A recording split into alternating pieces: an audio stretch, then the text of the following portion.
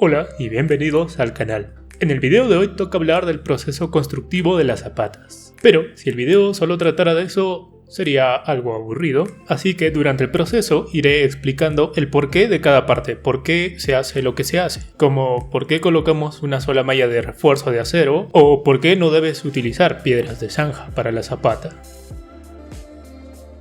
Lo primero que se debe hacer es limpiar y nivelar el terreno. Tras esto se podrá realizar el trazo de los ejes de las columnas y a partir de esto se procede a trazar las zapatas, según la posición y las dimensiones que tengan. Yo voy a trazar un solo eje para este ejemplo. Después viene el movimiento de tierras. Seguramente alguna vez viste que hay ocasiones en las que se encofra la zapata y hay ocasiones en las que no. Pues esto va a depender del tipo de suelo donde se va a construir. Por ejemplo, si se excava en un suelo muy poco cohesivo, como podría ser un suelo arenoso, a medida que se vaya excavando, las paredes de la zanja se van a desmoronar. En este caso estaría bien excavar alrededor de la zanja y encofrar la zapata. Para el ejemplo que estoy haciendo, aunque sea un suelo arenoso, no va a ser necesario, ya que al ser bastante pequeño, aunque se trate de arena, está húmeda y pues tiene bastante cohesión y no se va a desmoronar. Después se procede al perfilado, que no es más que excavar de manera cuidadosa las zanjas, dándole las dimensiones a la zanja lo más exacta posible. Te cuento que la profundidad en la que está la zapata debe ser la suficiente como para que la cara superior de la zapata esté a una profundidad de 40 centímetros del suelo.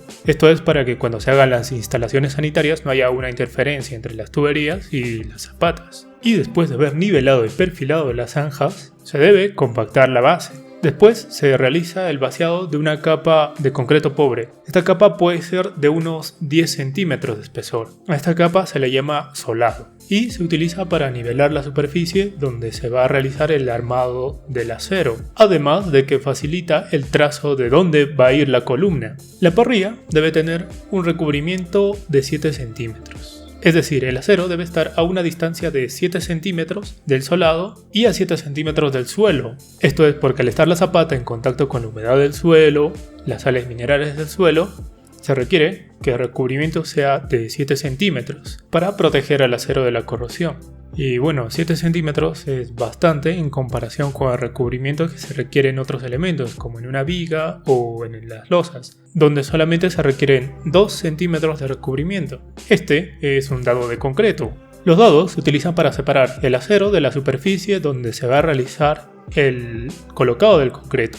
Para el caso del armado de la parrilla de la zapata es bastante útil, así que si puedes conseguir estos dados, 100% recomendados. Pero antes de hablar del colocado del concreto, quiero hablarte sobre esta práctica, que es cubrir las zanjas con plástico. Porque lo que sucede es que al vaciarse el concreto va a estar directamente en contacto con el suelo y lo que va a pasar es que el suelo va a absorber el agua del concreto y esto va a ser contraproducente porque va a hacer que la resistencia al concreto disminuya. Muy bien, después de colocar las armaduras de acero, la parrilla de la zapata y las columnas, procede el colocado del concreto. Aquí quiero comentarte que iba a preparar una columna con el alambre cromado para el video. Incluso hice estribos, pero fue más complicado de lo que creí y al final no me salió. Por un momento pensé en ponerle un trozo de madera para simular que es la armadura de la columna, pero dije: ponele voluntad a la concha de tu madre, ponele voluntad. Así que le puse esta malla, que no es perfecto, pero creo que queda mucho mejor que el trozo de madera que iba a colocar. ¿Por qué se pone una sola malla de acero a la zapata? ¿Por qué no colocarle dos? ¿Por qué no tener un refuerzo en la parte inferior y superior, como en una viga? Porque lo que sucede es que el peso de la edificación se transforma en una presión que hace el suelo hacia la zapata. Esta presión del suelo hace que la zapata se quiera doblar. Y lo que sucede es que la parte inferior intenta abrirse y la parte superior de la zapata intenta aplastarse. Como ya lo había explicado en otros videos, el concreto es muy bueno trabajando a compresión, pero es malísimo trabajando a tracción. Así que para que no se vaya a abrir la zapata, le colocamos ese refuerzo de acero. Y el acero sí es muy bueno trabajando a tracción, resistiendo esas cargas que la quieren separar. Y arriba pues no le colocamos nada porque basta con la resistencia del concreto para resistir ese esfuerzo que intenta aplastar la zapata.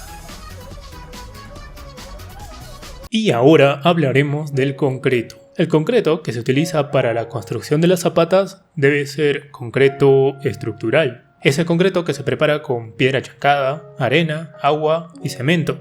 Una mala práctica que sucede en ocasiones es que se emplean piedras de zanja, esas piedras grandes, para rellenar la zapata. A este concreto con piedras grandes se le llama concreto ciclópeo.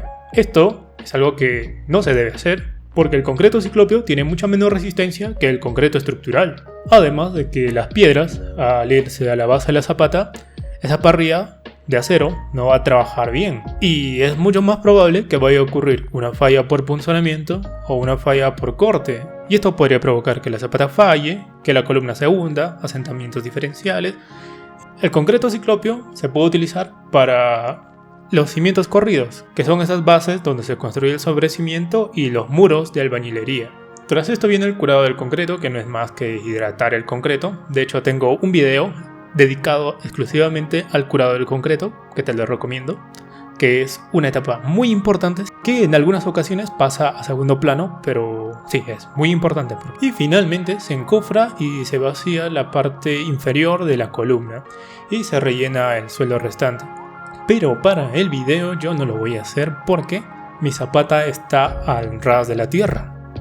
Bueno, al ras de la arena, del suelo. Y eso es todo por el video de hoy. Espero que le sirva a alguien. No sé. Y eso es todo por el video de hoy. Nos vemos en un siguiente video. Hasta pronto.